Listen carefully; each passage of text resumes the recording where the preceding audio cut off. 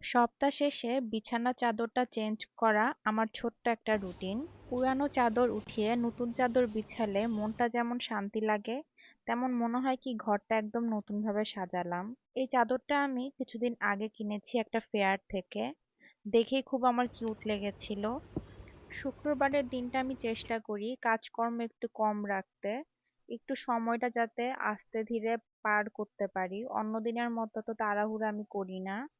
অনেক আপুরা আমাকে জিজ্ঞেস করেছিলেন যে আমি বোরকা অথবা লম্বা টাইপের যে ড্রেসগুলো আছে ওগুলা কিভাবে স্টোর করি। এগুলো আমি দরজার পিছনে একটা হুক লাগিয়ে নিয়েছি যেটার মধ্যে আমি ঝুলিয়ে রাখি।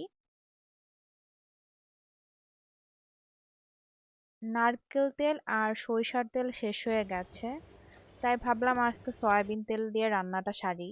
বন্ধের দিন যতই ভাবি কিছু করব না, কিন্তু বাচ্চাদের জন্য হলেও ভালো মন্দ কিছু রান্না করতে হয়। কি রান্না করব জানতে চাইলেই আমার মেয়েরা বলবে চিকেন রোস্ট, চিকেন রোস্ট। আসলে ওদের কথা কি বলবো, আমার নিজেরও পোলাও আর চিকেন রোস্ট খুব পছন্দ।